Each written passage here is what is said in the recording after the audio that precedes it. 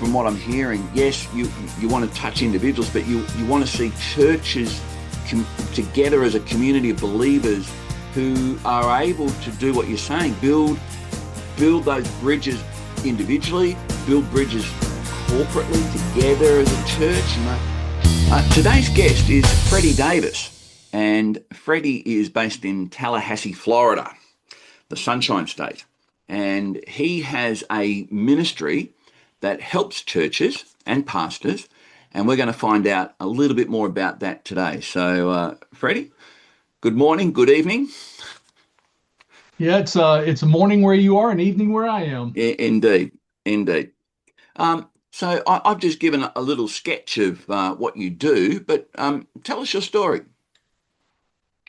Well, I was very fortunate growing up to have been raised in a Christian home, and my family was very active in church. So I was in that environment, pretty much my whole life, and that gave me, a good solid background, I think, for the future that God had in mind for me.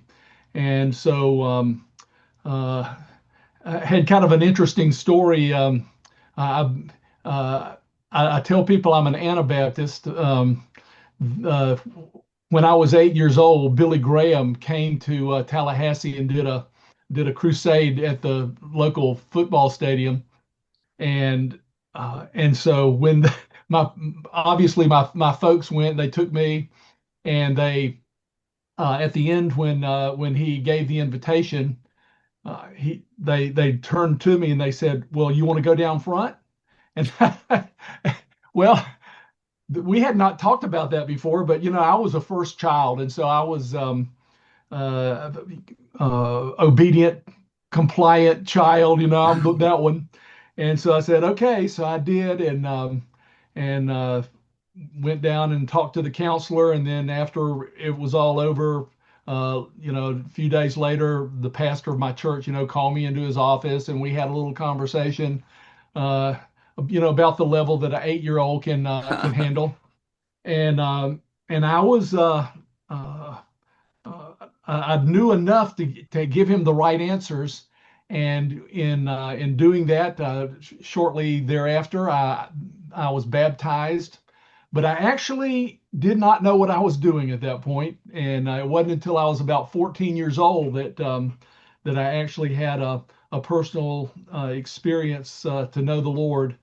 And so, being the good Baptist that I was, and recognizing that baptism should come after a person comes to know Christ, I was baptized again. So that's my Anabaptist story.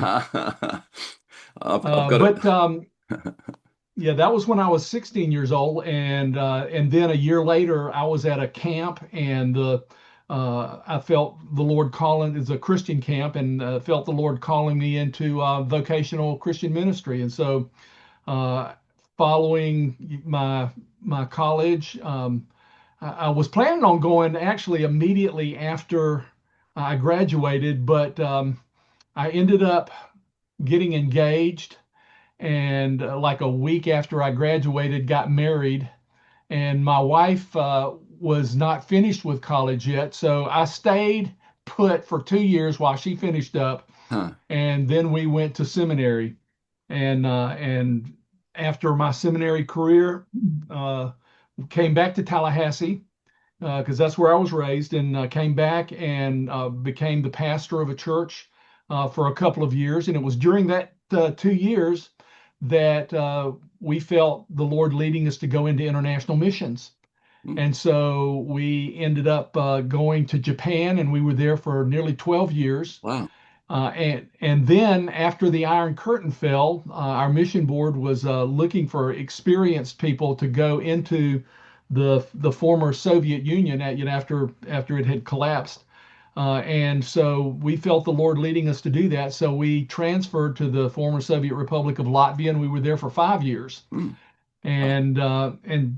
And following that, we came back to the States and back to Tallahassee actually, and I did a little bit of interim pastoral work. But then I started a new church and did that for several years, and then uh, uh, I didn't feel that the Lord was leading me to stay and be the permanent pastor of that church. And so they called in a new person and I helped them with the transition. But then I moved on so that they could do their thing the way they needed to. And I did a little bit more interim pastoral work. And then that church wanted me to stay. And so I became the senior pastor there for about 4 years. And then the Lord opened up the opportunity for me to do Market-Faith Ministries, and it's a worldview discipleship ministry. And so uh, I stepped away from being a senior pastor and started doing the work full time with Market-Faith Ministries. So that's kind of my story in a nutshell. Uh-huh. How I got to where I am now, and I've been doing that ever since. Okay, so each of the churches that you pastored, were they Baptist churches? Yes, they were. Okay, I've got a friend by the name of Andy Bannister who was raised, well, he says that he was raised a Baptist, and his family said, "Look, you don't have to be a Baptist to go to heaven, but why take any chances?" So, Well, well, obviously I don't operate that way. My background is Baptist, and but the ministry that I do is not limited to mhm, Baptist theology. It's the worldview discipleship ministry is uh, is focused, laser focused, really on the essentials of the Christian faith, mhm, the elements of the Christian faith that really uh, uh, create the boundaries, the outside boundaries of what mhm, the Christian faith is. And there's obviously a lot of doctrines in Christianity that there's dispute about. mhm, I call those non-essentials. mhm, It's not that they're not important; they're just not essential for a person to be able to have eternal life. mhm. And so that's where I stay. That's where I stick, doing the ministry that I do. Yep. And so for any church or any denomination that is genuinely Christian that focuses in on those essentials, that's where I go. And so I've done ministry, for churches of several different denominations. Okay, now I'll discuss that in a moment, because that's I'm fascinated by that. But I am interested because in your family, and you married Deborah. I married Deborah. How long have you and Deborah been married now? Because if I'm hearing, I'm not sure if you were still in your teens when you both married, or did you were you just early 20s, or what happened there? Yeah, well, we were babies. I was 22 and she was 18. Oh yeah, yeah, okay, And yeah. so My, so my wife my wife was 19 when we married, and so Proverb says marry young, so being obedient. yeah, that's right. We were just being obedient. Yeah, And marry the wife of your youth. Okay, there we go. All right. yep, And and Freddie, children. yeah, well, Deborah and I have been married, well, it'll be in August, it'll be 52 years. Oh, praise God, And that's beautiful. we have a son. But we adopted him actually when we were missionaries in Japan. We weren't able to have any of our own, and so Um, the Lord opened up the opportunity for us to adopt Ken, and we've had him ever since. ah, well, that's beautiful. That is beautiful. Yeah, my wife and I looked like we were unable to have children as well, and I remember it was heavy on my heart, and then something happened where I was actually involved in a, a motor vehicle accident, and just I don't know whether you relax or whatever it was, but after that we ended up having. I grew up watching the Brady Bunch, and I thought, wouldn't it be great? Wouldn't it be great to have six children? It was kind of my thing. And ultimately, my Kim, my wife, before we married and had our first child, because I'm jumping ahead in the story a bit, she'd never held a baby. So her growing up was yeah, there was no babies involved. She wasn't a Christian. She became a Christian, about 18 months before we married, and then we have four children. Technically, we have six because we lost two along the way, Mm. and so in that sense, looking forward to the resurrection or heaven, which way you look at it. But yeah, so Ken, how old's Ken now? Ken is 36, Ah, and he's a musician. He's a violinist and very, very good. He's in some orchestras, but he also works for a music store, ah, and it has the opportunity to work with uh, middle school and high school orchestra and band directors, ah. and work with a lot of the students and stuff. And so he has the opportunity to get into the lives of a lot of folks, throughout our area. How old was Ken when you adopted him? He was a baby. He was an Okay. infant. We actually physically got him when he was just under 2 weeks old. Oh, We it could have been sooner, but at that time we were living in Okinawa, which is way in the south, and he was up in the middle part of Japan, and so we had to fly up to pick him up, but they won't let babies fly until they're at least 2 weeks old, and so we had to oh, we had to delay it just a few days for that, but we've had him ever since. okay.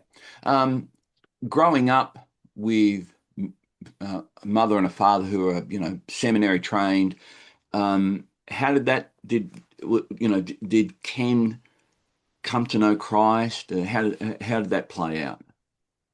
Yes, he did. Actually, he came to know Christ when we were in Latvia. He was only 4 years old Uh-huh. when we left Japan and transferred to Latvia. And so uh, when so I don't know, 3 or 4 years later, when he started to be able to understand more fully what all was involved, Mhm. he did accept the Lord. I had the opportunity to baptize him, in fact, Ah, beautiful. which was a very meaningful thing for me, for sure. Hmm. So I presume he lives in the States now? Yeah, in fact, he is here in Tallahassee as Oh, well. He went to Florida State University for his undergraduate work, which is it's you probably wouldn't know this, but it's a highly rated music school. ah, Not it's not among the highest, but it's pretty highly rated, as a music school. And then after he graduated, he got accepted to the University of Michigan, which is an even higher rated school, mhm. and he did his master's degree in violin performance there. And he was thinking about staying up there for longer, but after a couple of years after he graduated, he got tired of being in a place where it was so cold. so so and he did already have, because of all of his friends and all back down in the southern U.S. Already had a network there, and so before he really developed his whole network up there, he Mhm. decided he was going to move back down here, and so he is back here in Tallahassee, and we get to see him every once in a while. Ah, beautiful, beautiful.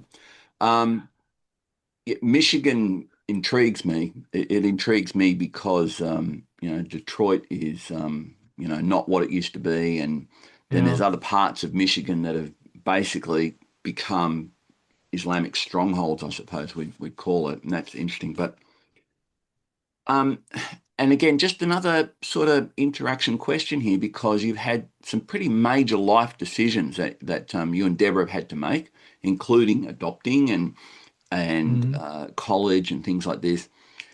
So before we look at what Market-Faith Ministries is and how that works, but your commitment to Christ, your faith in Christ, how does that shape how you make your life decisions, Freddie? Well,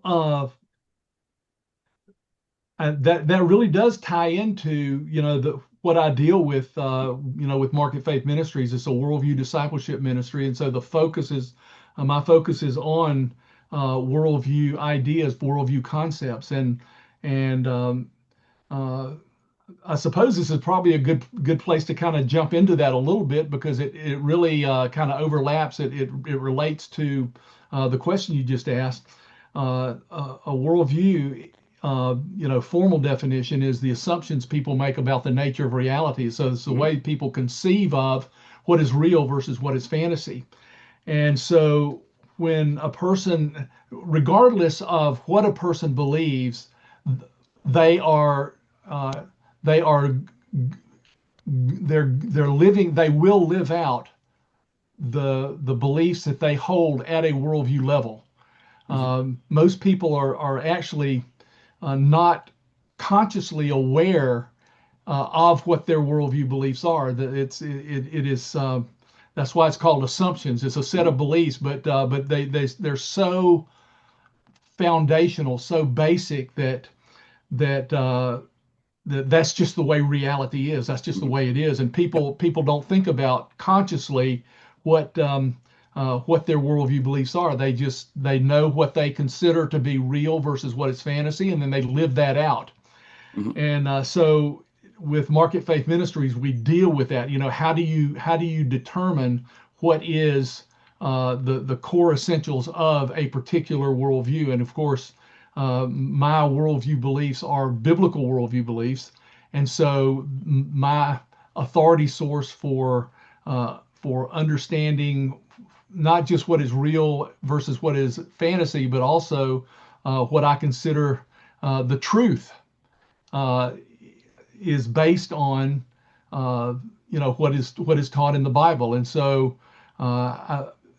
having an understanding of consciously of how that plays out, Mhm. what makes up my biblical worldview, it allows me to kind of have a conscious understanding of what those foundational beliefs are, and I do firmly believe them. And so, when I'm making decisions about different things, I base it on uh, my understanding of what the Bible teaches about how I ought to make those decisions. Mhm.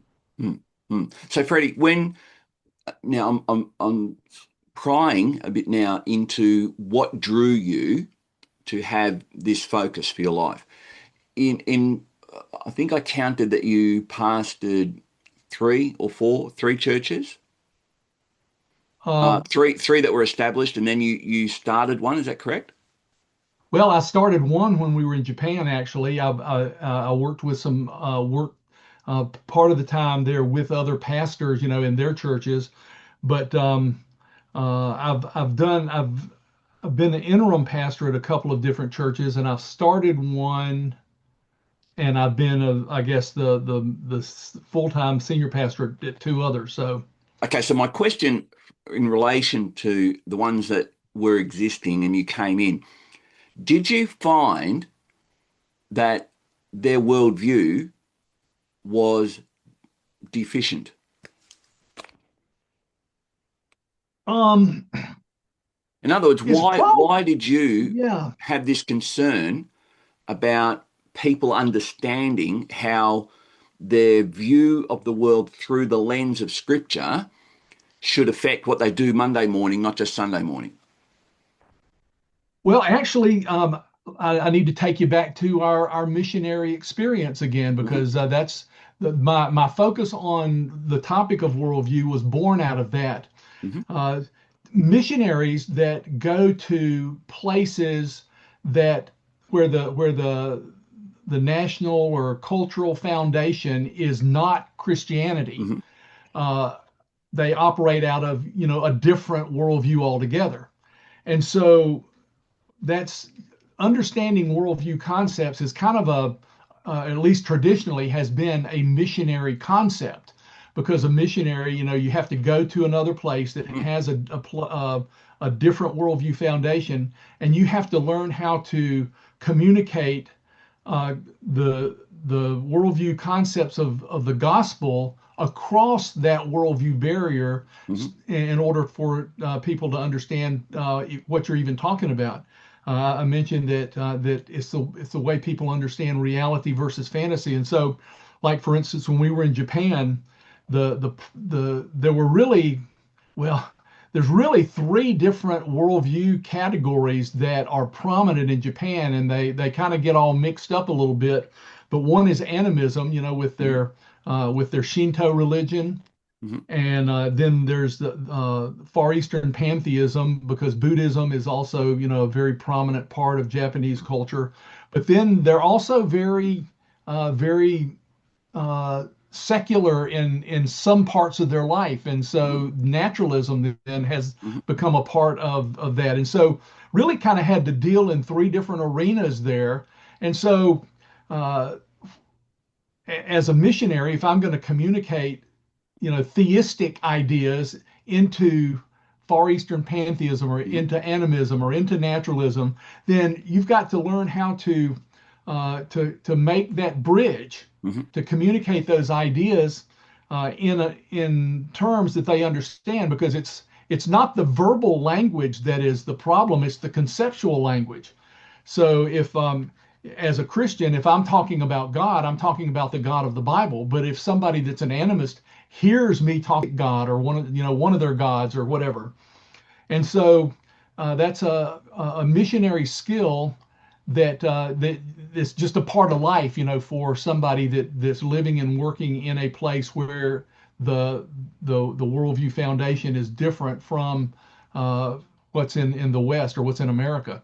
But when we felt led to come back to the States, one of the things that really kind of slapped me in the face was how radically American society had changed Mm. over the period of time that we had been there.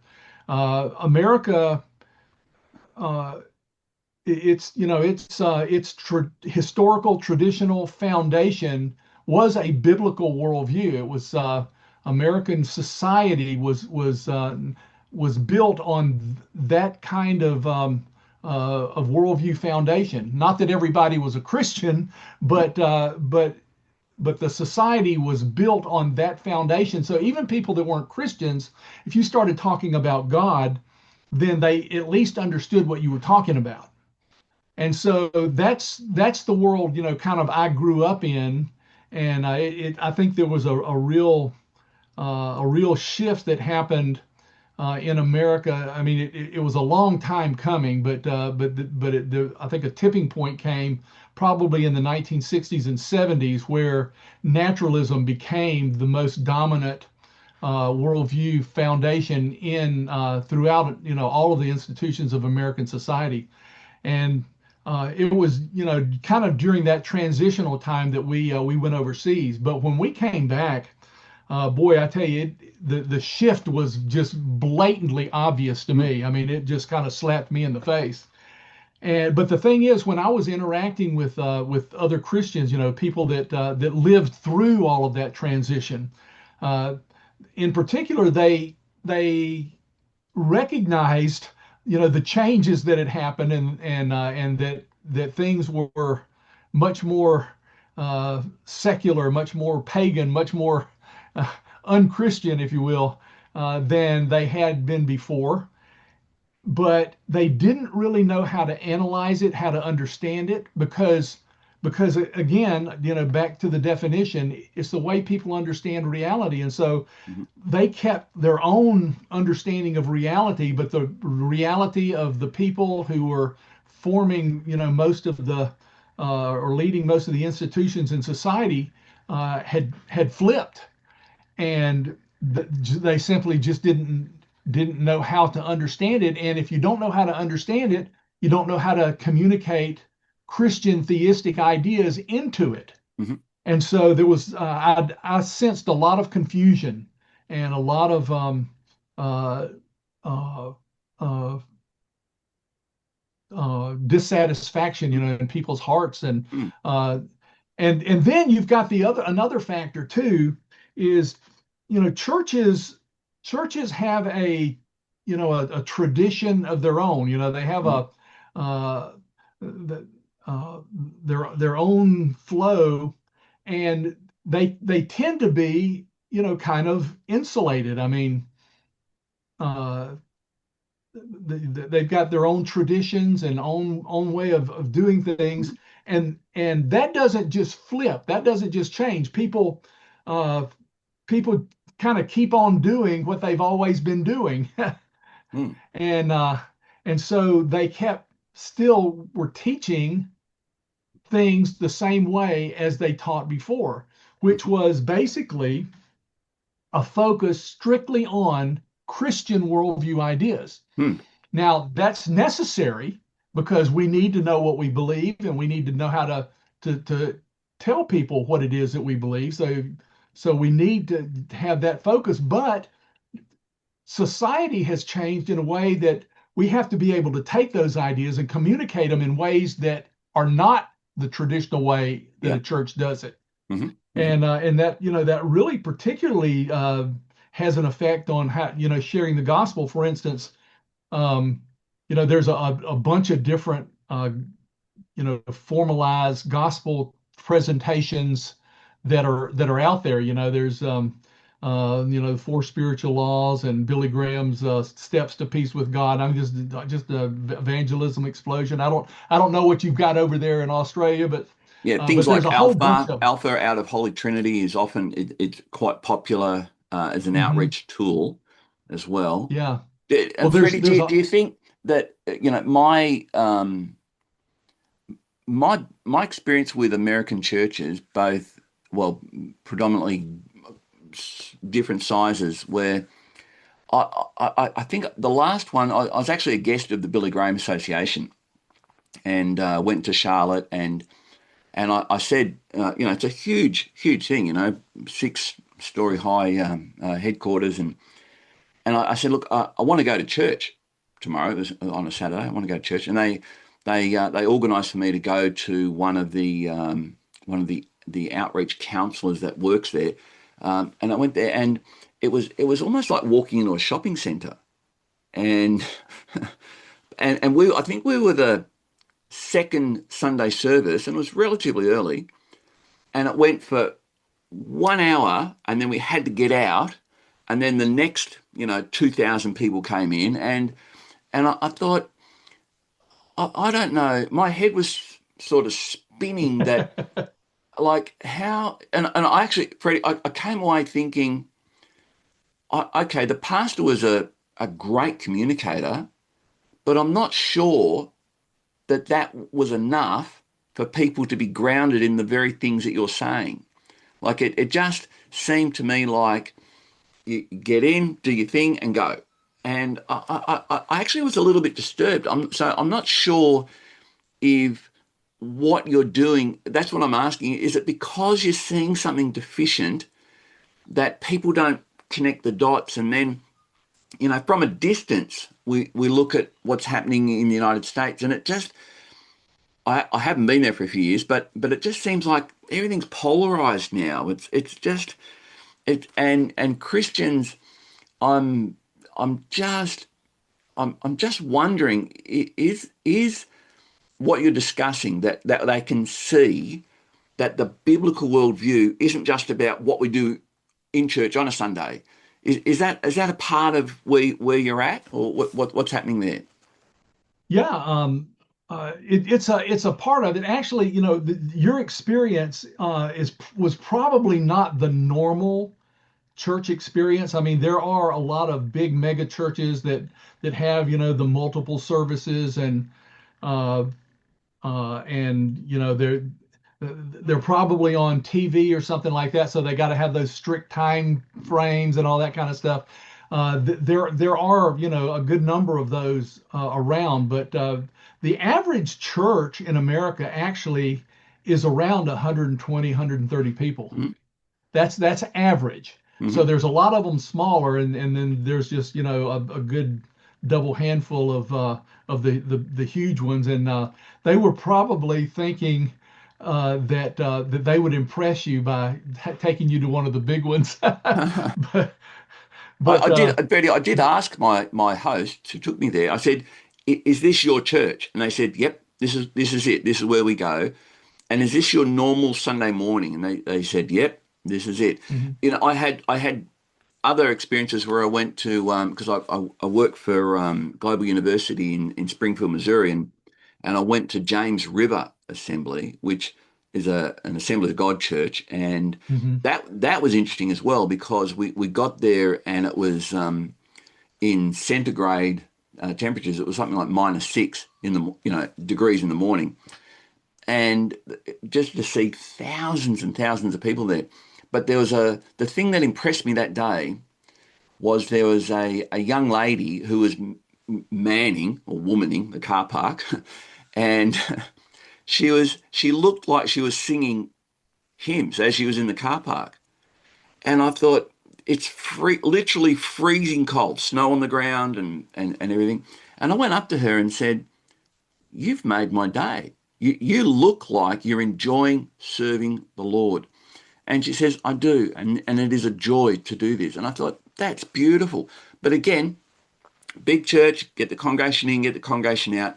Then I've got my first mentor, Richard Winter, who's in Huntington Beach, California, and he's in that demographic that you've said, upwards of 100 or so people, and it just strikes me that uh, is it that the churches that are 70 to 120 or so, do they see that they play any role in shaping culture by doing what you're doing, which is taking the Christian message and not just putting it into a language that people can understand? Because I think you're right. The days of the four spiritual laws, people look at you like, "What are you talking about?"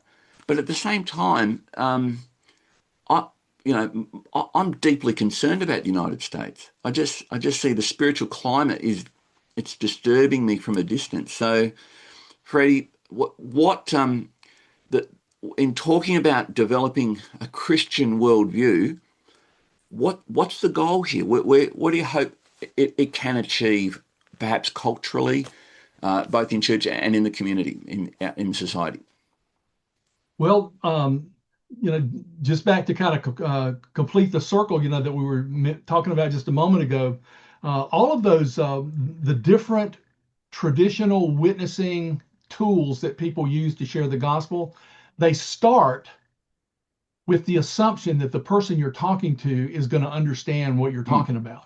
mm, And so if you're talking to somebody that was raised in a Christian environment, even if they've left it, they raised in church or whatever, and you start talking about the God of the Bible, they're gonna, you can pick up one of those tools and do it. But nowadays, probably the vast majority of people that you might run into don't have that kind of background. mm, They might be naturalists or they might be Buddhist or something else. mm, And so you have to start the witness in a different place, just like Paul did, when he was on the Areopagus. mm, He made a connection with where those people were by mm, saying, "Hey, I've noticed all of the gods that mm. around the city and stuff, but there's one that you that you don't seem to know who it is, and I'm going to tell you about him." Yeah, And the so Paul unknown made God, the them. altar to the unknown God. Mm, Exactly. And so Paul made that connection, for those people. Well, we have to do that same kind of thing, uh, like in America, it's mostly people that have a naturalistic background, people who believe that the natural universe operating by natural causes is all that exists. They're atheists. They have that kind of a background, and so uh, you can't start with the assumption that they understand the idea of God. You have to start with the idea that they don't believe that God exists, mm, and then you have to build a bridge from that. And so depending on who it is you're talking to and what their background is, you've got to be able to cross that barrier, make some kind of a bridge so mm, that they can understand the concepts of a theistic worldview. And so when we came back, that's the thing that just really jumped out at me, that people did not understand even the concept mm, of doing that. mm, They're used to just pulling out the four spiritual laws and mm, start, God loves mm, you and has a wonderful plan for your life. And so I started at that point writing and speaking on the topic of worldview, kind of developing the ideas, those trying to share those missionary ideas to people that didn't have a missionary background. Hmm. Hmm. And so over time, obviously, over the last number of years, I've been writing and developing those ideas more fully, Hmm. and so that's what I do now. I still do a lot of writing, but I've started in more recent times trying to go into churches and do worldview training so that people can understand what it is that they're dealing with. And so that's kind of where I am, at this point, and that's trying to make it as personal as I can. It's possible to do, some of that kind of training on Zoom calls. It's much more difficult, Mm. obviously, Mm. when you're having to deal with that kind of environment. But I can do, that as well. But mostly I try to go into churches that want to invite me to come in and do the worldview training for them. So, Freddie, how much of this is you hoping that you can influence individuals in a church, and how much of it is about the way the church engages with its community, and are you hoping that they transform their, I'll say, Sunday morning gathering to be one in which the language changes so that, because I'm currently attending a church of about 6,000 people here in Melbourne, and it concerns me what exactly what you're talking about concerns me, that if I invited a friend to come with me to church, I'm not sure that they would have any clue what's being presented from the pulpit. So how do you see that? Well, a big part of what I try to do as well is to make relationships with pastors. It's a hard thing to do because pastors tend to be, and I know because that was me too. Have feel very protective of their Mm. churches, and they're careful about who they let come in and do teaching and stuff.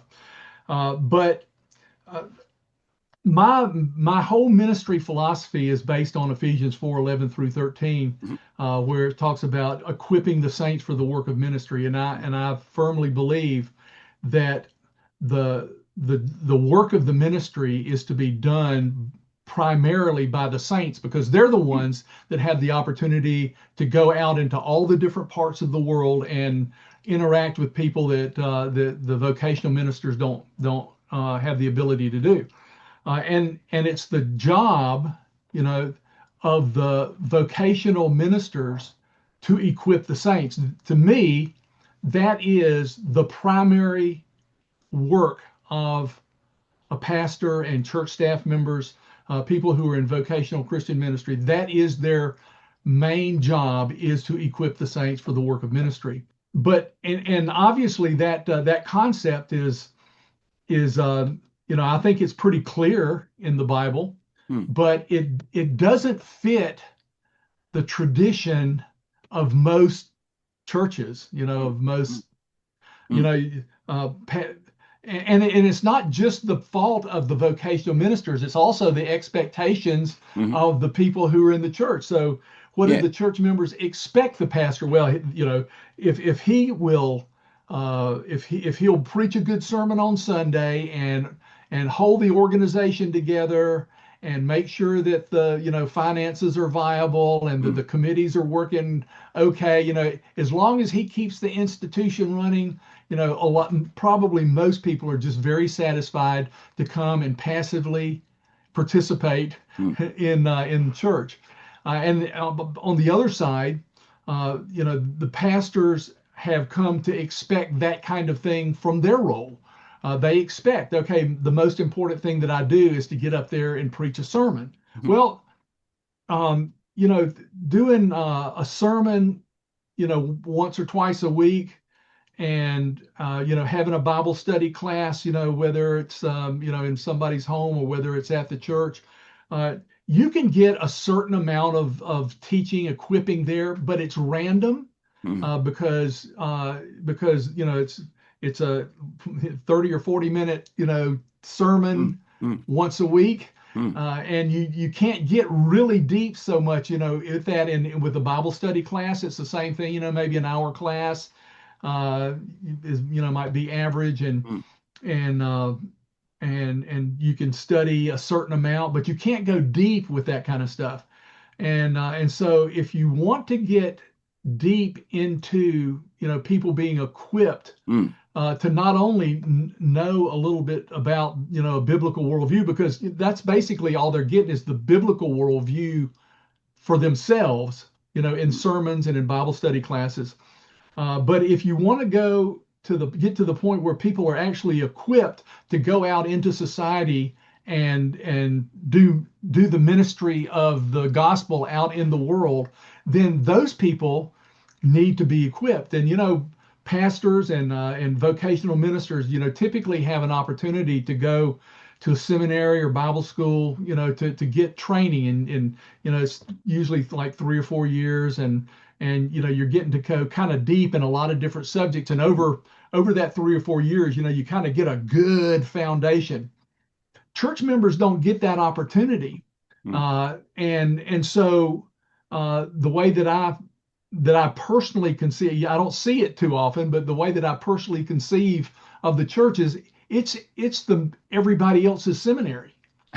And if the vocational ministers have the vision for seeing that their primary work is the work of equipping the saints, then they're going to figure out ways to do, that better and more effective, mm, deeper equipping.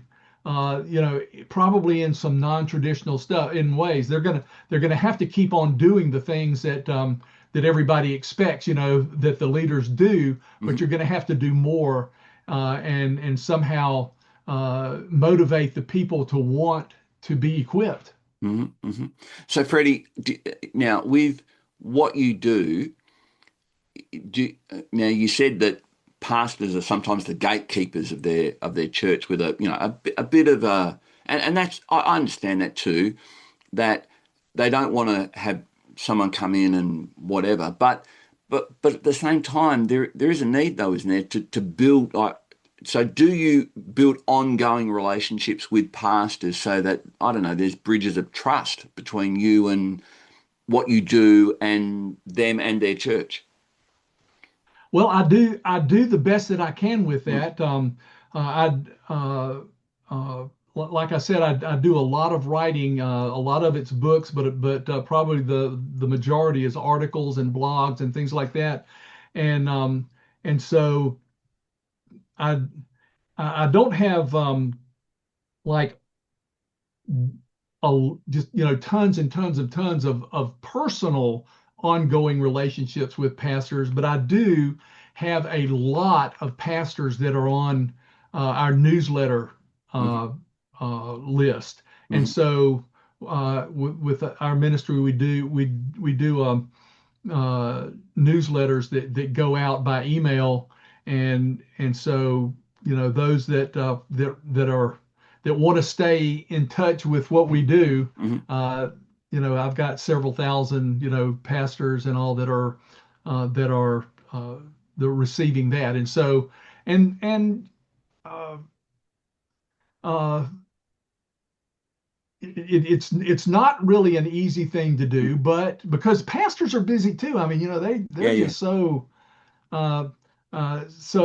but to the highest degree possible for me, I do try to do that, and I'm probably a lot more available to them than most of them are to me. But So, Freddie, I'm assuming that what I'm hearing from both your life and what you're trying to do now, the Great Commission to be able to make disciples, and and when we consider Matthew 28, actually the Great Commission takes on almost a cosmic sort of implication here, that and I had someone point out to me a few years ago. They said, it doesn't say go and make individuals disciples. I mean, it obviously involves that, but it's go and make disciples of nations. And I think, the thing that impresses me about what you and Deborah have done is you've gone into Japan with it would be a percentage in a single digit of how many people in Japan are Christians.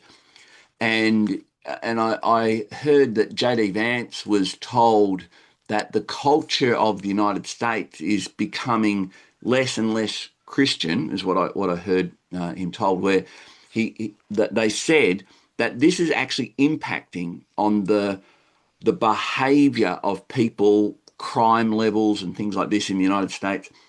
They gave an analogy. They said, that they'd recently come back from Japan. They said it was interesting just to watch how polite the Japanese are.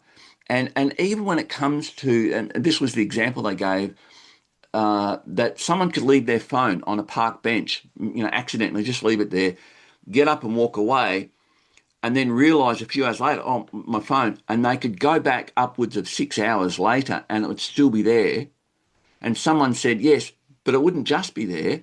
Someone would have, been minding it and maybe charged it for them and, cleaned off whatever, and they could go back and get it. And apparently J.D. Vance said, oh, well, it's my hope that we can, have that kind of politeness and behaviour in the United States. And the person said, yeah, it's pretty easy. All you have to do is have about 11 centuries of honour and shame. And that's the foundation you need to Yeah. build it. But when you think about what you've said about Shinto and Taoism and Buddhism, some of that culture, and as you say, people, may still have a disconnect that, reality is whatever, but the impact of that has affected their honor and shame thing, where there's certain things you do because it's the right thing to do. And I'm wondering if it is, Freddie, that in presenting a Christian or biblical worldview, the connection with our Great Commission to go and make disciples, ultimately where it impacts a nation, if and I'm wondering if you've ever considered what would it look like? What would it look like if the prayer that you're praying for the effectiveness of your ministry, the fruit of it in local churches, culturally, what would you hope would change in the United States? Well, a, a worldview, a person's worldview is based on some authority source. And of course, uh, the a biblical worldview is based on the Bible as our authority source. Mm-hmm. And so the Bible has certain teachings about morality, how you should think, how you should live, how you should act, how you should interact with other people. Um, uh, th th those kinds of things are an expression of the gospel message, but they're not the gospel message itself. Mm-hmm.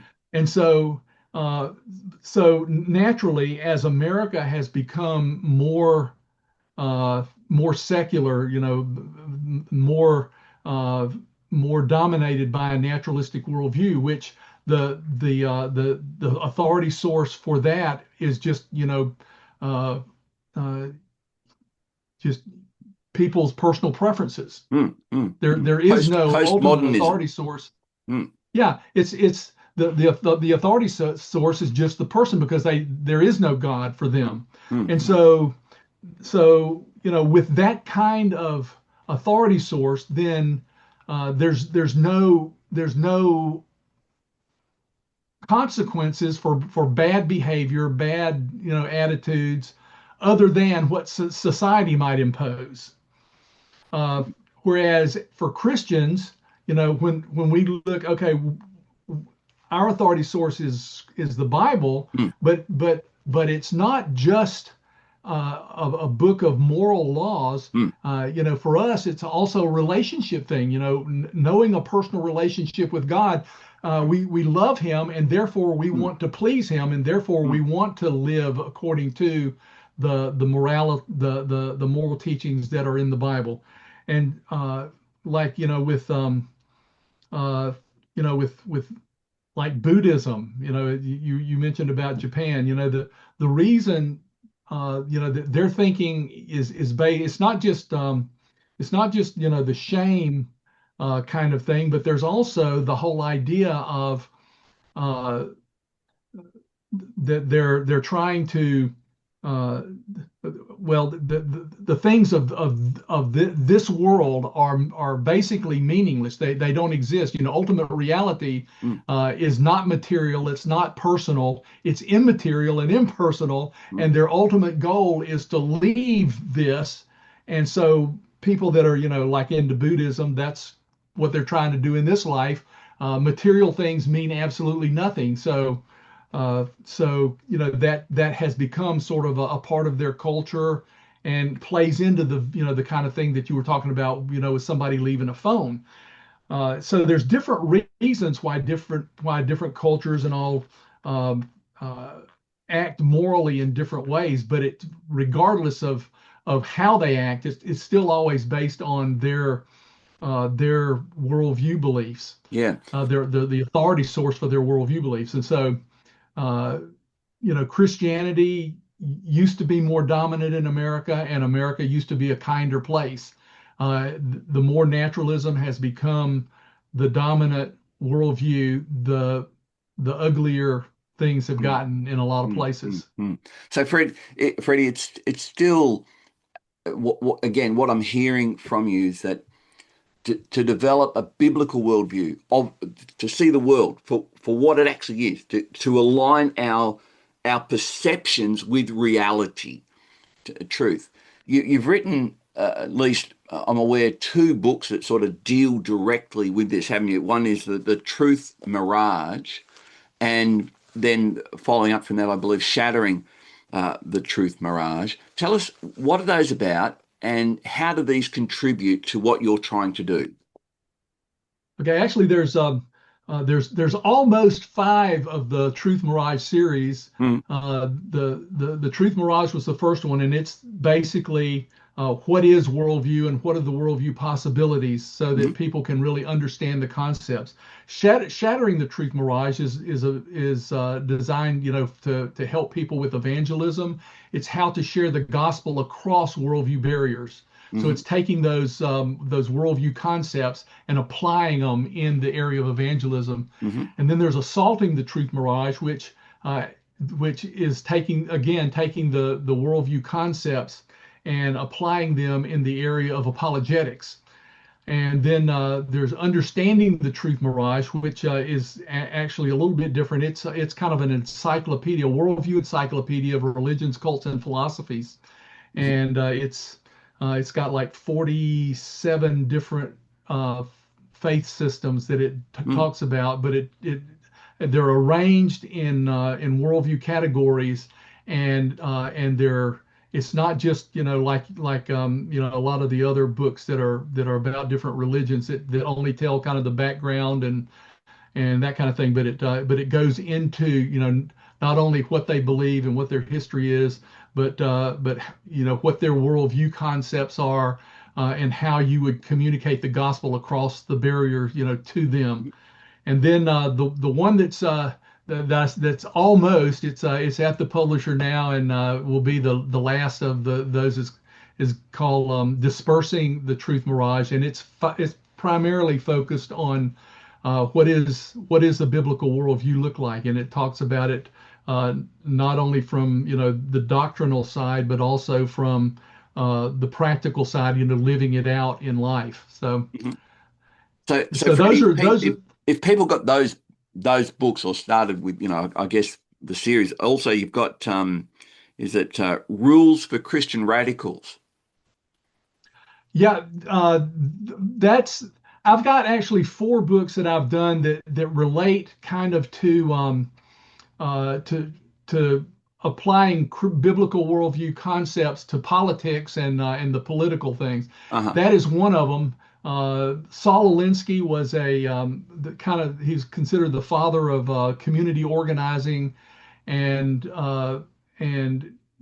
basically his whole goal was how do you get your way by creating problems in society? And uh, and so and so he wrote a book called Rules for Radicals, and so I sort of did a counter on that, Rules for Christian Radicals, how a Christian would think and deal with that kind of issue. How's a Christian supposed to interact with society? And so a Christian perspective on Yeah. Linsky's thing. I think one of the things that does concern me is that people have become quite perhaps polarized or disenchanted with the American political scene, and I think as Christians we need to understand that when the shall we say the enemy wants to scheme against Christians, oftentimes there are lies that for example. Christianity is not about politics. We're just about the gospel. When in fact, as I was having a conversation with a young adults pastor recently, and I said to him, here in our city of Melbourne, we've got a massive, massive crime wave, and we've got churches in decline, and we've got all sorts of things happening here culturally. I said, it's really important, I think, that we begin to engage in the political process because, culture is downstream from politics in many respects, or, politics used to be downstream from culture, but now you've got people with an agenda in politics who are actually ridiculing Christianity and presenting false worldviews. I mentioned to him, Joseph is a third of the book of Genesis. And he got involved in politics. And he goes, "Oh, how so?" I said, "He became the governor of Egypt, for Pete's sake. He influenced the culture so that, the God of Israel, or Elohim, Yahweh, became, someone that could be consulted and upheld.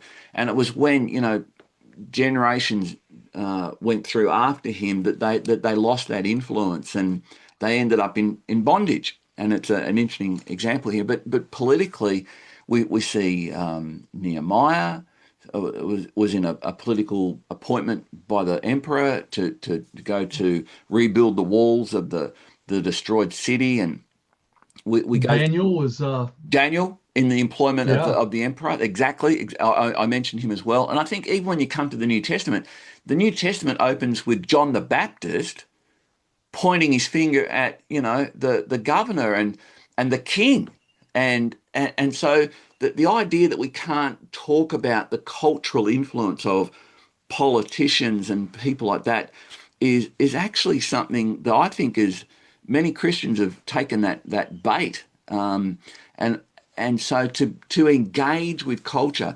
Freddie, I'm wondering if are any of these books, is it in your heart that there'll be perhaps young men, young women who read these, and if they do, what do you hope they'll hear and read?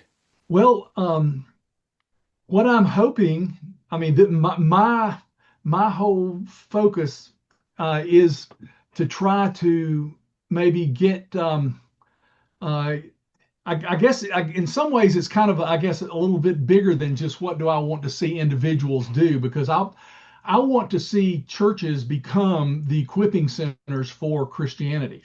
Because I mean, there's only so much that I can do. Yep. Going in one time or two times to a church, people aren't going to get this. I mean, it's just way too much with them not having a background in what I do, for them to just get it and all of a sudden absorb it and be able to Hmm. Hmm. learn everything that I know. Hmm. But if the pastors will start looking at their job as equipping the saints and looking at the churches as the equipping centers, and not to quit doing what they already do, but to add to what they do, the ability to equip the saints and then send them out into the world, because it's only as uh, the world gets penetrated with the gospel, really very much on an individual level. I mean, you always know that God's capable of doing a movement, in a country or in a city or whatever.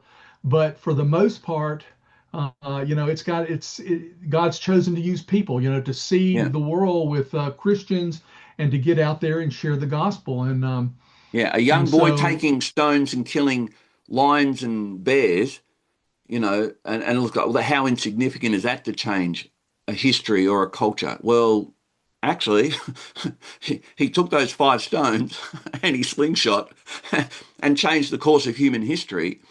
And yeah, and I can see, Freddie, I'm hearing your heart that there's a desire from what I'm hearing. Yes, you want to touch individuals, but you want to see churches together as a community of believers who are able to do what you're saying, build those bridges individually, build bridges corporately together as a church. To think in terms of, does every church of 70 to 100, in one sense, Freddie, they're possibly more easier to mobilize than a church of like a mega church or whatever, who've yeah, got all these other distractions, and then to be able to answer questions like part of my sort of interaction with pastors is, tell me about your evangelism strategy. Like, how are you doing it? And you could say, well, I just hope that something, I'm just hoping that God does something. But it's, yeah, I get it. But Freddie, it sounds like you're saying, no, no, if people know how to, you've got a greater chance of them doing something.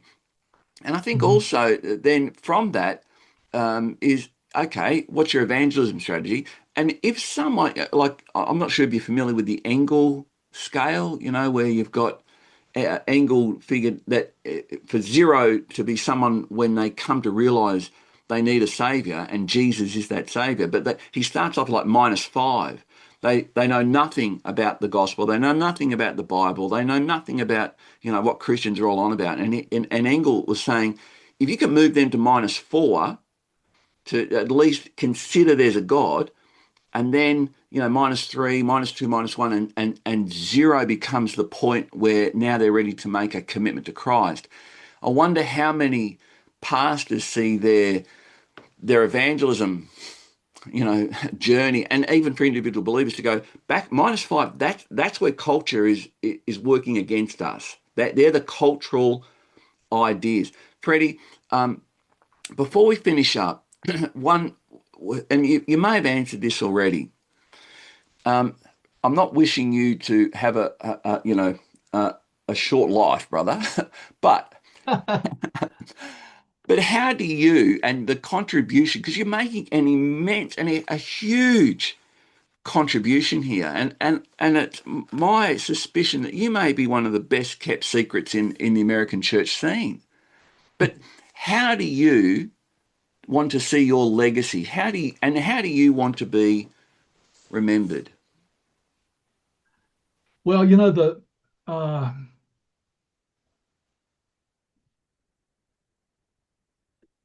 that's a pretty big question there. For me, the whole thing is way bigger than I am, Uh-huh. and so uh, you know, I look back at my life and I see, the journey that I've been on, going from not even knowing what a worldview was to now, this is what I train people with. Mm, But getting there, it's been a long journey, mm, because there's a lot of people that write and talk about the topic of worldview, but uh,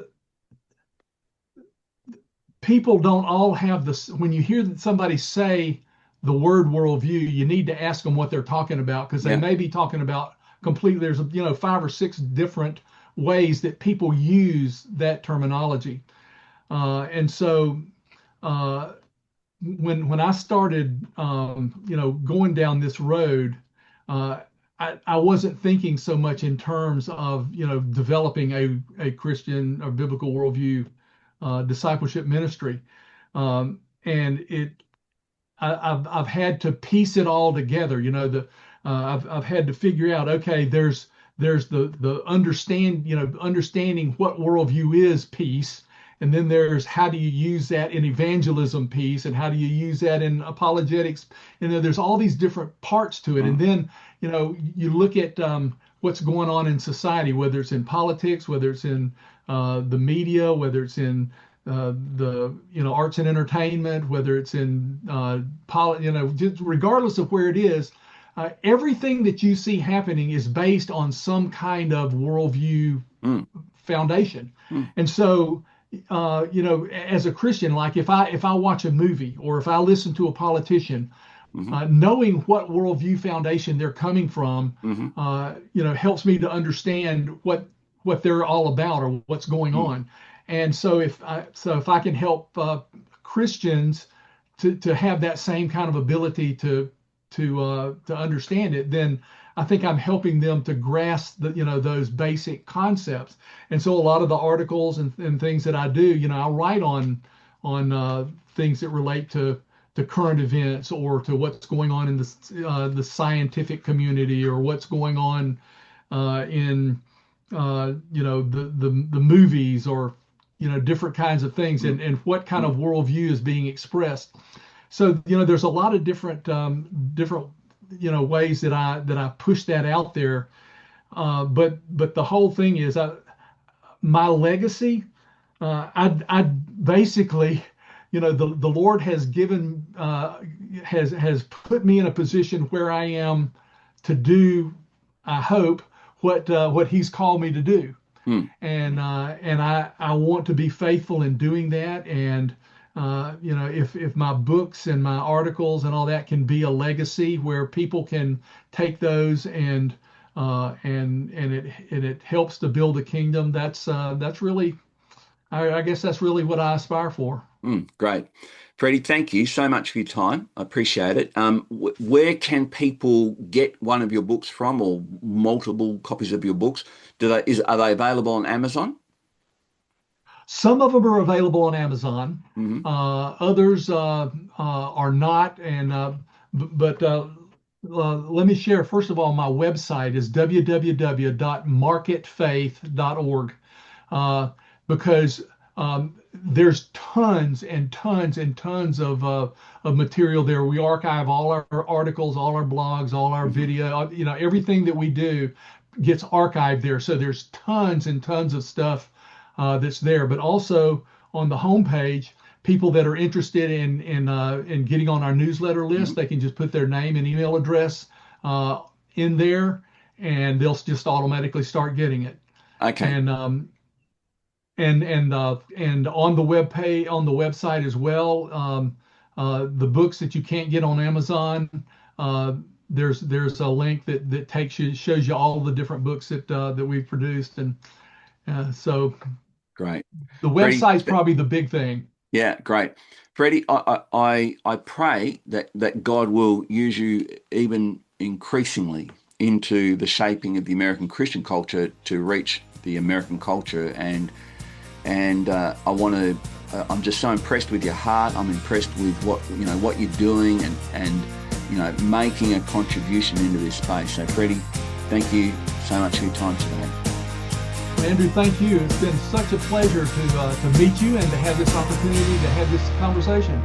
Great, thank you.